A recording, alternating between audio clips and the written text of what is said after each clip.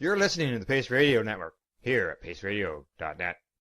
The views expressed by the individuals during this broadcast are their own opinions, and they may not be the same as those of their group or other organizations they may be involved with.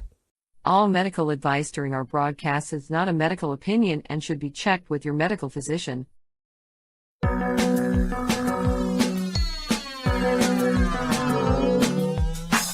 Look at all that money, yeah, the money that they spend.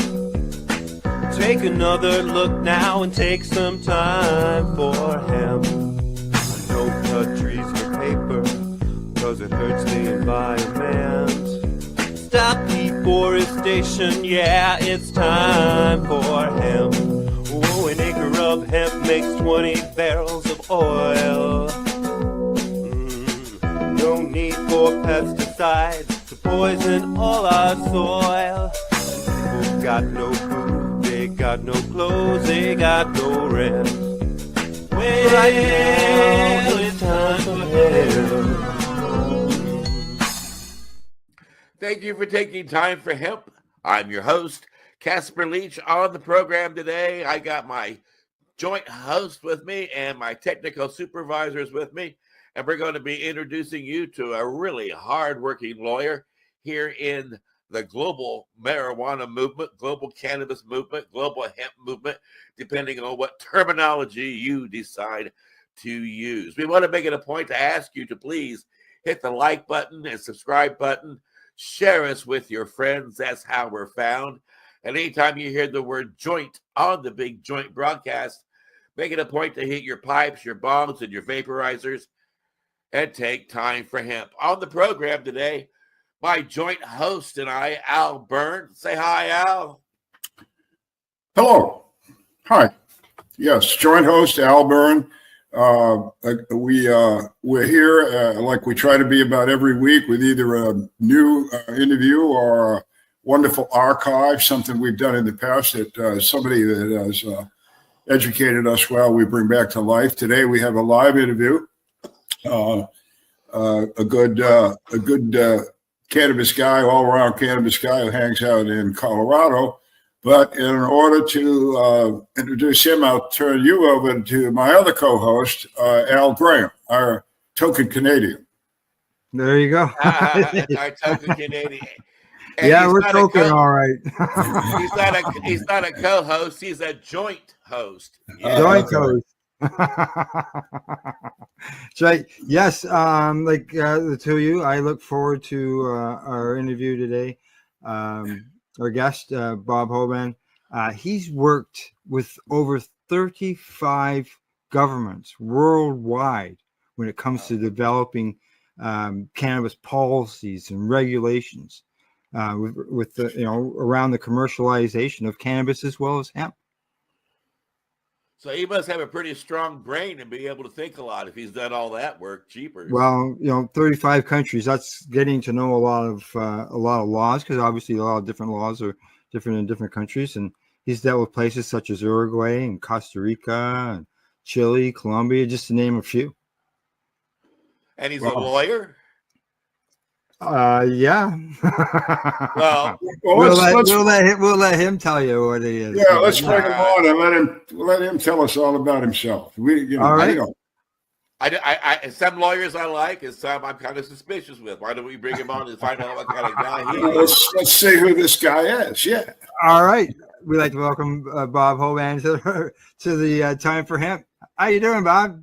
I'm doing great, guys. It's good to see y'all, and it's a pleasure to be here. I'm happy to be connected. We were talking right before we started recording, and I'm in Colorado, and it's bright and sunny, but it's still cold here. So I'm jealous of anybody that's in warm weather right now.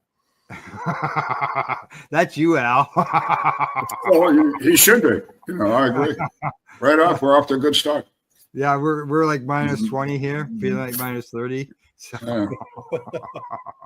As we go on, before I forget, Al Graham's going to pick out some high points of your career here, but I want you to help me with Belize. I heard Costa Rica. I got a Belize story, so I'd like to hear what is going on down there. Okay. Yeah, no, I appreciate it. So yeah, I look, I started practicing law, graduated from law school, originally from Jersey, worked for the U.S. government in what was the World Trade Center after graduating from college, moved out to the West because I'm a mountain climber and a big outdoor person. I wanted to explore the Wind River Range, so I went to school in Wyoming, of all places. Before that, worked for the government in Casper, Wyoming for a little bit. And Casper, yep, yeah, there you go. That's worthy. And at the end of the day, I went to law school and started practicing law as a commercial litigator. And then my mom got really sick with pancreatic cancer. I was able to sort of help navigate that process for her. No stranger to cannabis myself, but my mom wouldn't literally smoke something to save her life. So we had to figure some things out. These were the days before dispensaries. So there was a law in Colorado at that point in time that allowed for caregivers. And, you know, finding something that you didn't have to smoke before dispensaries was a little bit challenging. And don't get me wrong, you know, I've been down the road of making cookies and brownies. We've all done that. But that was not exactly the experience that I wanted to give my mom and her first chance, you know, trying to educate her and persuade her that this was medicinal, not just a diversion from, you know, how she felt. And in the context of doing so, I was able to meet a bunch of really kind folks, caregivers in Colorado that made cookies, crackers, metered out gummies, and all the precursors to the stuff we see in the marketplace today. Dosing, actual set dosing. Well, we back in the day there weren't set doses. Not in the early days, no. We put much of the green. We put this much green butter in it, right? So then you had to basically meter it out yourself. So I said, Mom, we're gonna work this together. So I'd go over there and we'd take for example, a Tootsie Roll, big old Tootsie Roll that was made with green butter, and we'd shave them credit card size slices. Eat it, wait 20 minutes, see if it feels something. And then kind of got it down to a little bit of a routine. I'm proud to say that she lived for about 3.5 years, past her 6-month to live diagnosis. Wow, way to go. Better part of that 3 years with no opiates. So that was good. And as I met a lot of folks that worked in the caregiver space at the time, they said, well, you're a lawyer, right? And I said, yeah. So we started to figure out how to navigate the existing law, which was in our Colorado Constitution, and helped open up the first dispensaries here. And over time, build up a big old law firm over the country and around the world, and opened up dispensaries all over the world. Did policy advice all over the world, started the CBD sector. I did a lot of stuff in my career, but at the end of the day, I'm sitting here today. I stopped practicing law back in March of last year. So I'm retired as a lawyer, and I get to play in this industry that I helped create over the last, 15, 16 years. And I'm having a blast, and most of it's international. You sound like you're having a blast. Really, you do. Now that's interesting too, because I call myself a reluctant activist, because I wasn't looking to do this for a living, for a lifetime, and I bumped into Jack Hare, and he put me in charge of his office. And the next thing you know, I'm 30 years down the road doing this. When did you realize, what was it that made you just go, I really got to give my life to this. I've got to stop doing everything else. This is what I have to do. I've got to work on legalizing cannabis. What was that for you? I think part of it was I feel like my mom, in a way, that was sort of the impetus to do something with this, right? I was always my personal philosophy is, yes, legalize it, free the plant, so forth and so on. But I was never the activist guy. I was never out there at rallies and things like that. I was, personal consumption. That's always been my game. At the end of the day, it was kind of, I just saw an opportunity. I saw an opportunity because, I was a commercial lawyer, and what I saw was a bunch of criminal lawyers jumping into the different states in their regulated dispensary systems. And that's kind of, it doesn't really work. And that's not to say there's anything wrong with criminal defense lawyers. They're hardworking. I know some great ones. If I get in trouble or who I refer people to, I would go to them every single time. But they don't necessarily have the background and the skills to do what needed to be done when this became an industry. And, I always like to say that, what happened when a movement became an industry? Well, we see what happened. It's what happened over the last 15, 16 years.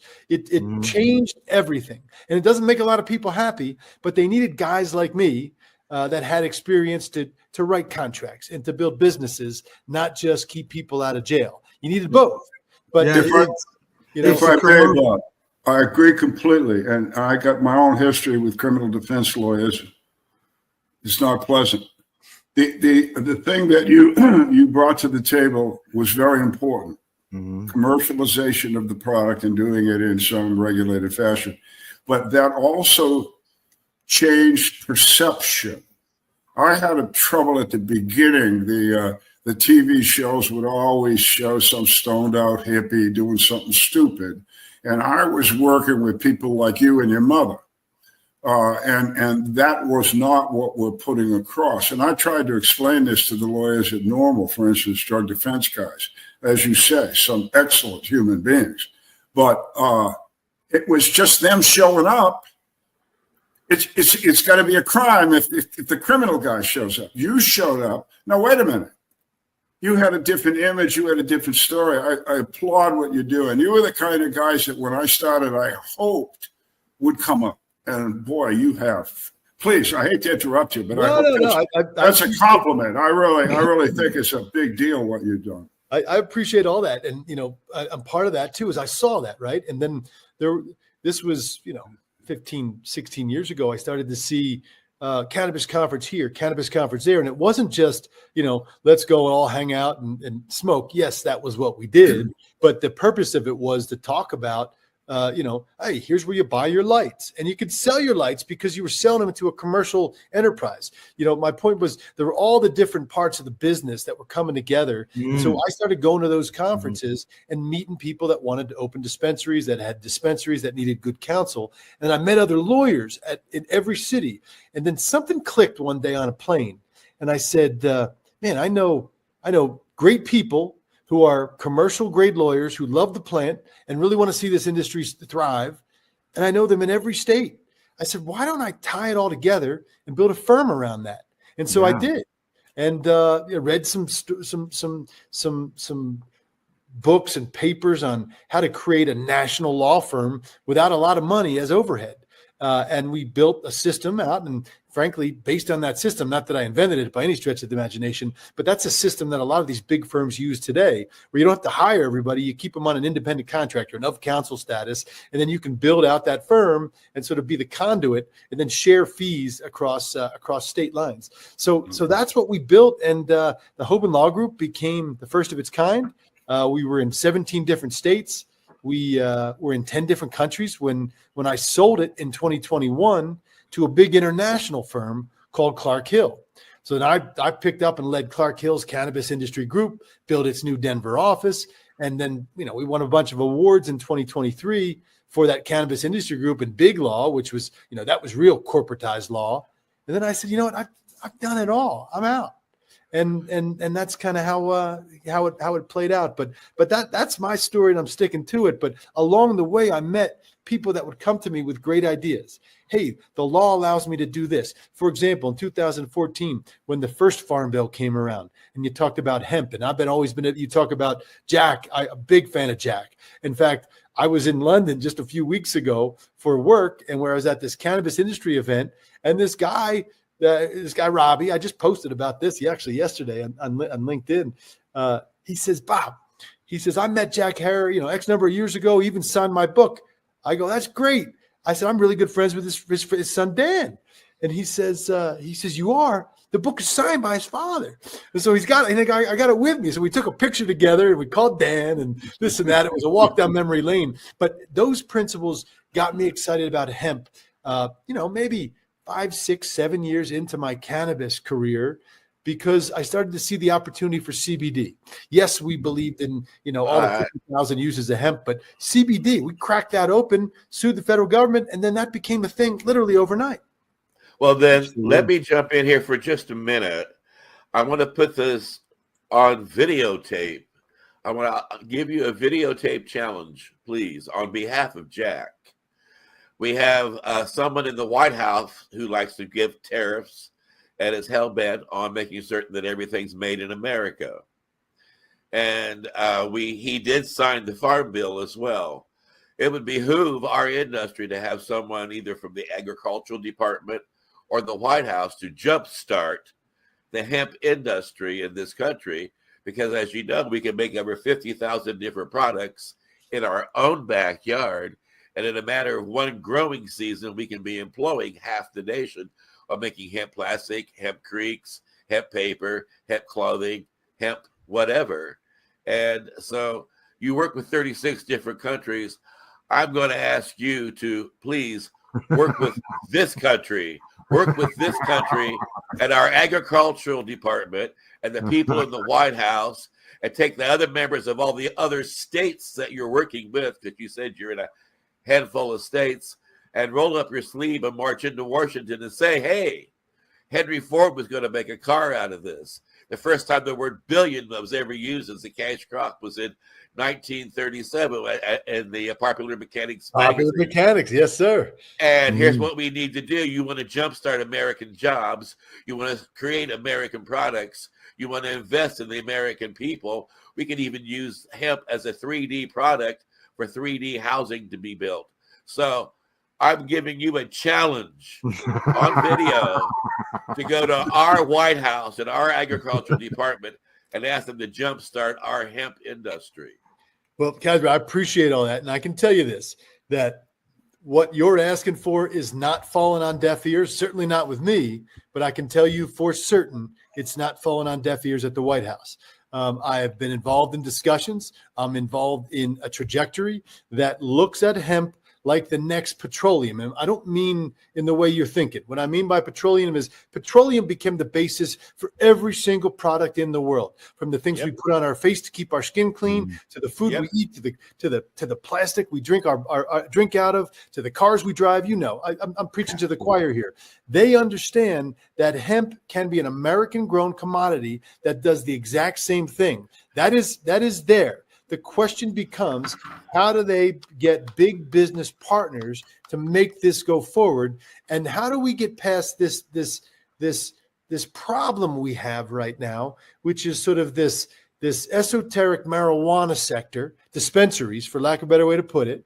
And then you got the hemp sector, all selling the same thing, the cash product, cannabinoids. And cannabinoids are only ingredients when it boils down to it in other products. Now that, I don't want to malign the plant or talk about her that way, because the flower is a beautiful thing and we all have a relationship with the flower. But when you take things out of the flower, as industries tend to do, you create cannabinoids, and people want cannabinoids for the feeling and the benefits that come from it. And there's also the stalk of the plant that can be used for the fibers for the clothing and for the paper that's being made and for all those other aspects as well.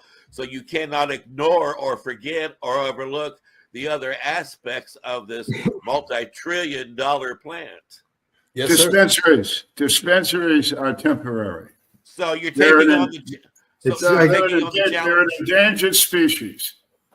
Just take, for instance, say, I mean, this is ridiculous to begin with. Say the Drug Enforcement Agency reschedules it to 3. I mean, let's take a bunch of cops and lawyers and have them decide the medical decision for a few 100 million people. It's fucking crazy. But anyway, let's say wait a minute. I want to jump in one more time, please. Robert, they're doing it in Canada. They're doing it in other countries. In Canada, it is a government-funded crop. It's a huge crop, and they use it for petroleum, and they use it for the CBDs, and they use it for the paper and the fiber. So Canada has been able to demonstrate how the industry can be jump-started and be a very, very vital crop. Go ahead, Al. I'm sorry. If it goes to Schedule 3, in our United States laws, that means that a prescription still has to be written. It can be written off-label, meaning a doctor or a veterinarian can write it for about anything, but it's got to go to a pharmacist. Dispensaries become absolutely unnecessary and a dead species. Now the black market will still survive, but anyway, let's go a little international.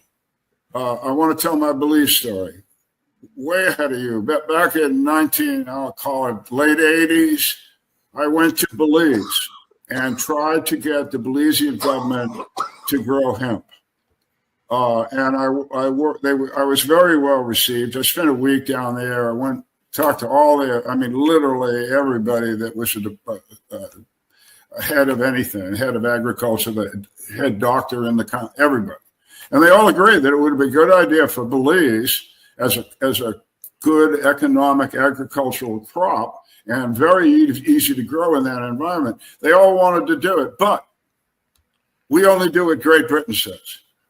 And Great Britain has said that cannabis is a bad deal. So even though we know as Belizeans it would be helpful to our country, we can't do it. Thanks for your time. So I'd be interested. That was, say, 1990. That's a long time ago.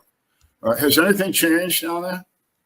Well, I can tell you, I was on a call just last week looking at a draft bill.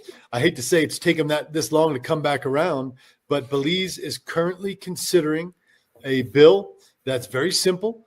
We've got friends on the ground down there, and they're in the exact same place. Now, the problem, Al, is that when there's forward-thinking policymakers, maybe it's for an economic reason, maybe it's for social justice, maybe it's for just because philosophically it doesn't make sense to put a plant in a cage. Whatever the reason for it is, sometimes those things just don't cross the finish line. They lose momentum. So that's kind of what I figured out years ago. And that's why I started working internationally, is to try to help provide a little bit of that thrust to get over the finish line, to punch it into the end zone, so to speak. So we've got good friends on the ground in Belize doing things right now. And I'm, what do they call it? My Philadelphia Eagles in the Super Bowl, the tush push, they call it. Push the guys 1 yard forward, get them in the end zone. I'm right behind them trying to do that same thing for those folks on the ground. And I'm pretty optimistic because the whole region has converted. You talk about Costa Rica, you talk about Colombia, you talk about Panama, you talk about so many countries in that region, Mexico, that have legalized the plant in some form or fashion. It's just, to your point, sometimes they don't want to step out of line with whatever country that they're aligned with economically. And those countries, the US, the UK, they don't exactly provide leadership on this issue.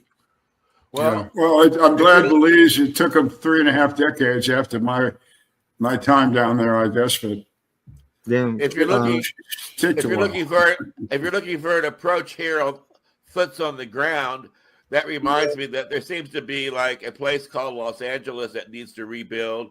North Carolina needs to rebuild. Texas, Tennessee needs to rebuild. Some parts of Florida need to rebuild. And, if we're rebuilding with Hemp Creek and we're using hemp woods and we're making hemp plastics for the items that need to go into these hemp houses, our government could quickly rebuild those areas with our own crops, with our own farmers being paid, and our own American workers making our own products in our own backyard. Before that happens, there's no infrastructure. The infrastructure is not there. That's the problem. To take a raw agricultural crop, it's a plant, folks. To take a raw agricultural plant that's 12, 14 feet high, there's some work that has to be done to make it a usable product. And that takes a specific bunch of machines, very expensive to set up. I have a friend of mine that set one up in North Carolina, running very well, but it cost him $1 million to get going. Not an overwhelming amount of money, but hey, so anyway, of course, Casper's right. I mean, we could greatly reduce the amount of petroleum we use in the world if we shifted over to a natural oil like hemp. Yes, and one thing I'd like Bob to think about in your future talks with your obviously a lot of cohorts out there, and I keep harping on this, and someday I'll really get into it on this show. But the nutritional value of cannabis, both for human beings and animals, is extraordinary, and with absolutely positive in every friggin' way is cannabis nutritional. Both the plant leaves itself and the seeds and the oils, of course, that are produced. So I would say to you, as just as a guy doing this for a long time, that there's a couple of it took me 3 or 4 years to convince the drug policy people back 30 years ago to stop calling it marijuana and start calling it cannabis. Those were the experts that I had to, So we finally got the world to understand cannabis. They still don't understand, the politicians still don't understand in this country that cannabis is a plant. They think it's a drug. Yep. They don't know it's a plant. And so the emphasis that I would put on you is to have your folks, if you would, emphasize plant, think Department of Agriculture rather than Department of Homeland Security, and stress the nutrition of this plant for not only Americans and Canadians. All right, we'll let them have some food, but also the world. I mean, this is good stuff. So anyway, that would be. And you need to also remind them too that there was a time when people paid their taxes, and hemp is such a valuable crop. So if the people in D.C. want to talk money, honey, we can do that. You had the White House call me, and we'll get this on the road in a week. I think we're on the right track here, guys. No, Al, to your point, superfood through and through, omega-3s, protein, everything else. Those things are moving forward. It's just right now you need more food grade seeds being produced to lower that price. Right now we all go, I got hemp seeds over here. I put in my yogurt a couple days a week. But that bag cost me $14. That bag should cost $6.99. It doesn't cost $6.99 because there's just not enough material grown in the U.S. to satisfy that need right now. But let me talk for a minute about the infrastructure piece, because you talk about it. I will see your U.S. building material thing, and I'll raise you the Marshall Plan. What the heck do I mean by the Marshall Plan?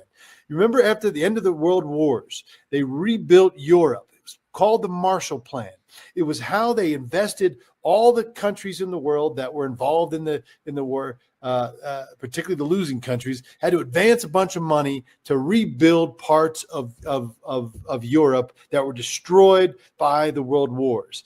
Poland is a great example of that. They actually did use hemp building materials in whole villages in places in Poland. I've been to those villages. It created the oldest, longest standing hemp institute in the world in Poznan, Poland, which I've been to a dozen times and worked with them over the years. Really, really great people. But where I'm going with this is think present day Ukraine. Think future Marshall Plan.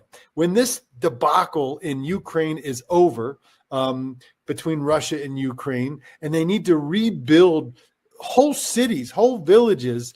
To your point, that is what they're going to use. And this isn't me saying this. This was presented at a post-war building plan seminar in Toronto 2 years ago. And believe it or not, Ukraine was one of the largest standing hemp producers in the world for a very long time, still is, but it dropped off, of course, because of the destruction that's happening in that country.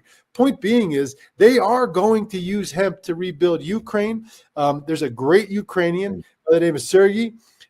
He's known as Dr. Hemp House. He builds hemp houses all over the world. Look him up online if you haven't seen him. He's got videos of this. So the infrastructure is not exactly there to support it on a wide scale, but it's in process, and that will be the future. And think about the fact that hemp building materials are flame retardant.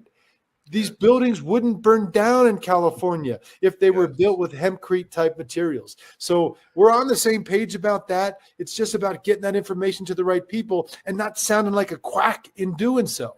It takes time. And we can rebuild. Well, you're talking to three guys here that we've been called quacks for our whole goddamn life. All of a sudden, after 38 years or something, damn, maybe that guy had a point, and it's like, it's friggin' crazy. Let me go to the United Nations and WHO and see if you can enlighten me. As I understand it, a couple of years ago in the summer, the United Nations and WHO both declared that cannabis was really not a bad thing at all and basically descheduled it. And by doing so, a colleague of mine, Mike Kravitz, pointed out to us that according to the UN statutes, which he was very familiar with, the United States government, namely the Attorney General, this is a lawyer question, the Attorney General was required by law to alter our schedule of any drugs so redesigned by those organizations.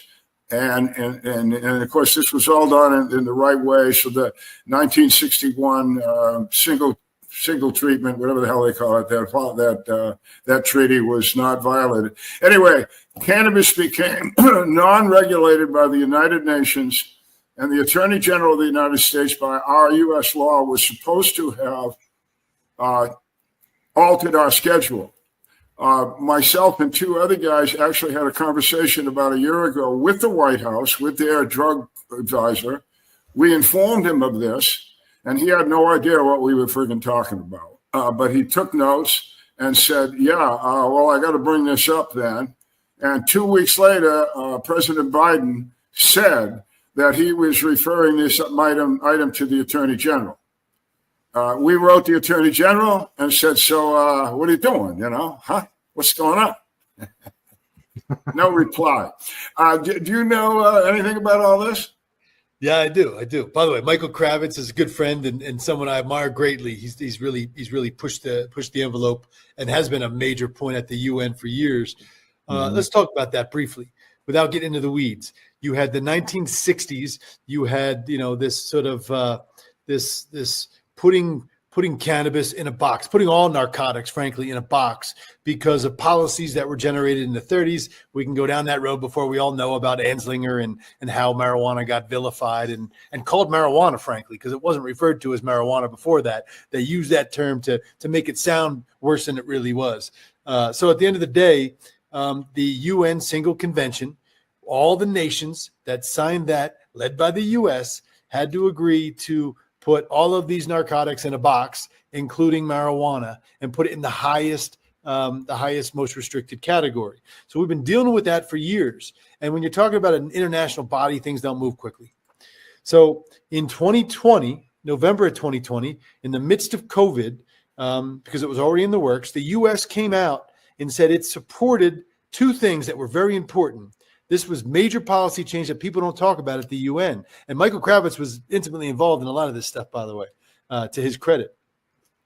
First of all, they began to recognize medical cannabis for the first time in UN history. They created a new category and recategorized it to recognize medical cannabis. So we're talking about high THC cannabis. But this is the other important part. They recognized that industrial hemp was not subject to United Nations controls and the UN convention. And they expressly said that even compounds like CBD at the time were not subject to UN controls because they were derived from something that wasn't from UN controls. Now, this is information that you really got to get into the weeds about. A lot of people don't know these things, so it really hasn't made that much of an impact going forward. But those things have changed, and here we are today where the United Nations, they come up in March. In March, there's a hearing in Vienna in front of the UN, the Committee on Narcotic Drugs, and they're going to start to consider the implementation of these things that were adopted years ago.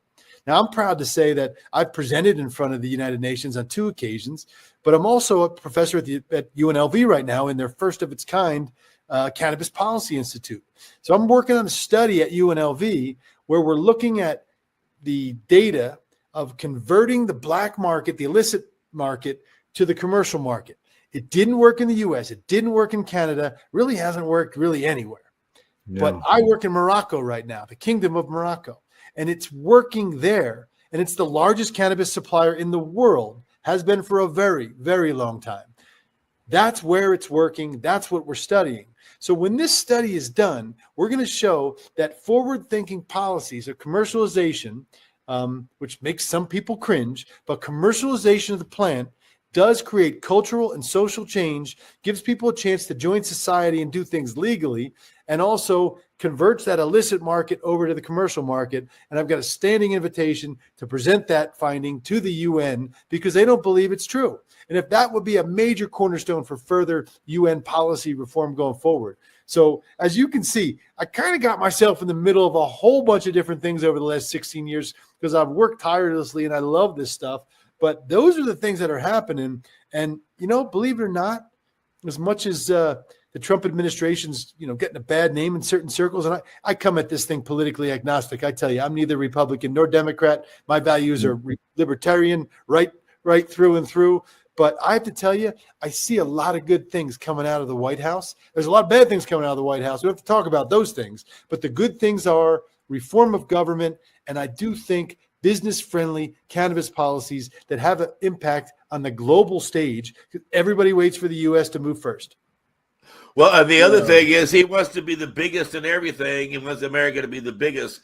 With this plant, if it's properly spearheaded, we can actually overnight in a grow seasons start to create $1 trillion worth of jobs and products in this country and turn this country into the leading hemp cannabis market on the planet. Well, it is a crop. Again, I think. Yeah. Have the White House call. Give him Casper's number. Bob, we haven't got a whole bunch of time there. I'm watching the clock there for you. So I want to give you an opportunity to talk about GPS. Sure. No, I appreciate that. GPS website is gps.global. Greenbridge Proven Strategies. Greenbridge, meaning we sort of create that bridge between, the historical legacy of cannabis and then bringing it over that bridge into the commercial marketplace. And again, that's really distasteful for a lot of people because they don't like how commercialization of the industry has gone. But that's my activism. That's my contribution as I see it to the world, is to bring something from the dark into the light and ultimately create some rules around it. And that doesn't mean human behavior is going to change. People that grow in their basement are still going to grow in their basement. And by the way, you know what? If you Casper, I won't even ask you where you get your cannabis from, but I bet it's not a dispensary, because people that consume on a regular basis, myself included, don't shop at dispensaries. We still either grow it ourselves or we go to the guy that grows it down the street because he's allowed to grow it under some freedom of self-grow law in a particular state. So it's not apples to apples with the alcohol industry where, for example, if I drink bourbon every week or wine or beer, I go to the liquor store once or twice a week. Regular consumers of cannabis don't shop in the regulated system. So that notion of, well, you commercialize it, you kill everything that's good about it, I don't buy it, because those of us that do it do the same thing we've always done. It just opens up relief, it opens up opportunity, it opens up legal access and jobs for people that really love this plant and want to work around it. And to me, that's a good thing. So that's what we do at GPS, is we help bridge that gap. We help bring government solutions. We say, all right, government, here's what your options are if you want to create legality. But you know what? When you ask a government if it wants to do that, or you pick up on why they want to do that, what's their why? Do they want to create social change, criminal justice reform, medical cannabis? Do they want to just change policy overall? Or do they want to create a new economic sector? You got to figure out their why. And then you got to figure out how to get the operators into that same theory of thinking. And it differs in every jurisdiction around the world. That's what we do. All right. Well, and there's the other aspect too. It also cuts back on ruining lives people are sitting behind bars because of these unjust laws against a PLANT. Yep. Hello. Yep. Oh, yeah. For you Gen Zers, I was plant. For you Gen Zers, you have to look it up on Wikipedia. Anyway. Yeah. I want to thank you for being a guest on our big broadcast today, for enlightening us as to what is happening on the front of the cannabis hemp markets. And we do cheer you on and wish you most success at every turn. And I want to wish you a chance to come back in the future and let us know how things are progressing. I'd be happy to come back, guys. It's really been a pleasure. I feel like I've known y'all for a long time, and we're just sitting around BSing, and I'd love to do it again. So keep me in mind. Please reach out, and hopefully I can give you an update on some other cool international happenstances. And hopefully the next time we can say, and look what the White House did. Yes. Yeah, let's hope it's federal. Let's hope it's federal. The example of a crazy situation in the news the other day was a fellow from British Columbia he was bringing in cannabis equipment, like processing equipment for cannabis, and the border basically apprehended the guy and told him that he's no longer allowed back in the U.S. Yep. And you just let number 47 know that call me and we'll figure it out. Seriously. All right. And Al Byrne, you've also got a book that you've done too, right? Yes. And I would recommend, Bob, that you think about writing a book. Mine is right there on the screen. It's about a year old now, for country and cannabis. And basically, I think that says what it's about. It's a history of me and being in the military for 24 years, and that interface while in the military with cannabis, and then my advocacy or educational effort, I'd like to say, after that, from joining up with Normal in the mid-'80s, running Normal, stopping patients at a time, really opening up the conversation of medical cannabis in the United States, the world, now to the UN, just as Jack and Casper did for hemp. We were all cohorts doing our different little thing at the same time. And I'll point out to the defense attorneys, back in that day, it's a long story, but we Normal went three ways at my direction. It went legal, stayed legal. It went to hemp, it went to medicine. And we explained to the lawyers that wanted the legal part of it to be a bigger deal than anything else, that, it wasn't working. and here we are 35 years later now. Hemp is the real thing. We're talking about it. It's going to get bigger and badder, and that's good. Medical cannabis is here to stay, not going anywhere, getting more and more developed, as it should be. And we still haven't legalized it. So it could be, again, that defense attorney idea has had its time, and maybe we should shift the idea of how to legalize it into a more logical format. And one of the problems you're going to have, I think, we talked about this last week with a previous author, James. He said something interesting. He said, let's say we just legalize this stuff. He said, what are you going to do with all the people you just put out of work? All those law enforcement people? Well, we can shift them around. Yeah. But what about the dealers and the guys that are smuggling and the guys that are doing all the backup? What are you going to do with them all? There's millions of them. And essentially, it's a good question, because there are millions of people involved in this black market. It works rather well, as we know. We just all saying, yeah, it works good. But some of them will go away, but a lot of them will have to find other occupations. And the government's going to have to do that. And it could be that hemp's the answer. Try and get these people into that type of a network. But it's a question that needs to be looked at by politicians. I'm sure they are, if they're thinking, because we want regulation, and we want legalization, and we want individual use. That's what we all want. We want to be able to grow cannabis in our backyard, just like I can grow my beans and my beets. So, well, add that to the challenge, Bob, as you go to Washington. I'm serious. Start on our home front. America first. We want to make American hemp great again. We want to we want to make American hemp great again. Now, Graham, I know you got a Canadian hemp that's great. You want to let people know what you're doing there about Pace Radio? Oh, yeah, Pace Radio. Yeah, we're doing broadcasting on cannabis as well as psychedelics. Every day of the week, we've got a broadcast going out, whether it's Monday or Sunday or Saturday. There's I think we got 8 broadcasts on the network alone, and it's all patient driven. We're all patient advocates, and all out there spreading the information about medical cannabis. And by the way, we're all volunteers, and we're not asking for anything. We're going to do this no matter what the hell goes down.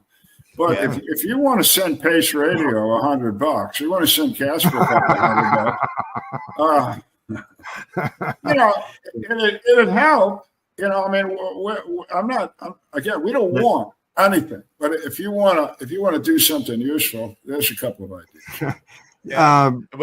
Because we are changing the way we're broadcasting. We're using AI now. We're bringing the dead back to life with animated programming and come a long way since the radio days. Yeah, Bob, by the way, is live. It's really him. Yeah. Yes, tonight it is. But I have a large archive. Yeah, I'm keeping the time watch on the time here for Bob. Bob's got something he's got to deal with here, guys. So, all right, we'll let you go. That time. So, well, let me wrap it up then and say thank you out there for tuning in and listening to all of us talk about how important it is to take time for hemp. I want Bob to tell us where everybody can find his website. Easy to find, guys. BobHoban.com, GPS.global. My pleasure, guys. I love doing this. I'd love to do it again. Keep up the great work. Keep up the great message. And Al, I'm picking up your book one way or the other before the end of this week. I appreciate that. Thank you very much. All righty. Go ahead, Casper. Do your spiel.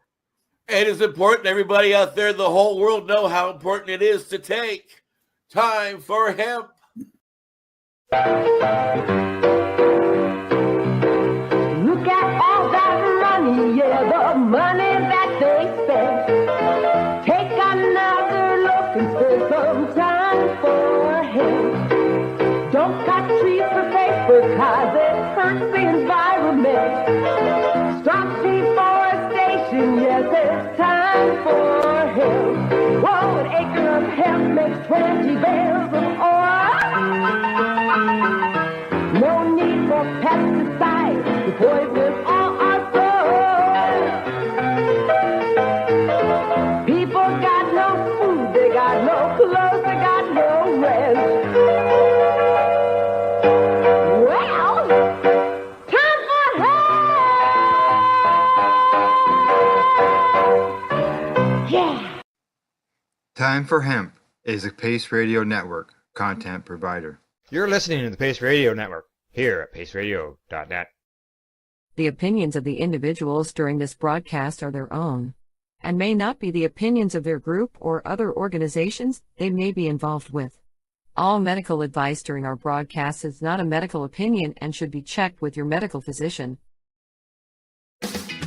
Enjoy the buzz of legalization with Campbellford Lifestyle Shop. From lights to plant nutrients, books, consumption accessories, and more. We've got all your basics to grow or consume cannabis. Visit our info center or take a look at our piercing services and body jewelry, now available in-store through Campbellford Lifestyle Shop. 17 Bridge Street West, Campbellford. Limestone City Hydroponics is Kingston, Ontario's hydroponics shop. Take your growing to the next level and create the optimal environment with a tent kit, or maximize your yield with an ebb and flow flood table kit. Either way, Limestone City Hydroponics has more sizes and options to fit your needs. Are you looking for the power of the sun that adapts to your budget? Then look no further, as they have professional grow lighting. They have indoor grow systems that are easy and cost effective, with many options to fit your living space and lifestyle. Cultivate your growing potential. We have everything you need to succeed. And if you can't make it to the store, they offer local delivery to the greater Kingston area. Remember, when you're looking for experts to help you grow, then look no further than the locally owned Limestone City Hydroponics, 105 Sunderland Drive in Kingston, Ontario. Call them at 613-548-0420. We are people advocating cannabis education here at paceradio.net.